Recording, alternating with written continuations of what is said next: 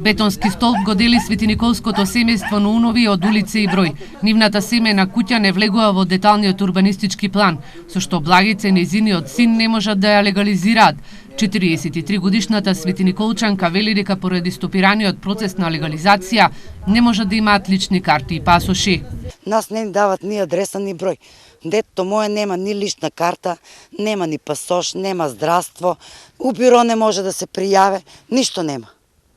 Тоа е голем проблем. Голем проблем. Утре да се разболе, кој ќе го рešava? Јас сама мајка на една плата, кај ја ќе го носи по болниците и по амбулантите. Но Унова вели дека имаат лични документи на адресите на нивните блиски или пријатели, но Благица забележува дека од лани нејзиниот син не може да извади лична карта, бидејќи куќата на која бил пријавен дека живее продадена. Сега нема можност да оди за Црнагора, каде заработува како градежен работник. На други адрес се води. Па и детето моје се водеше под некој другарче на таа адрес. Ама сега тоа другарче ќе продаде у куќата, сега си има друг собственик и кој му дава адрес?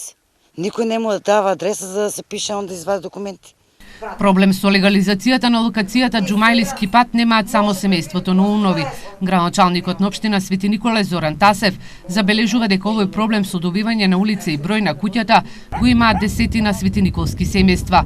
Ветува дека проблемот ќе им биде решен до пролет, кога ќе се донесе и новиот генерален урбанистички план на Свети Николај, во кој ќе бидат офатени и овие куќи.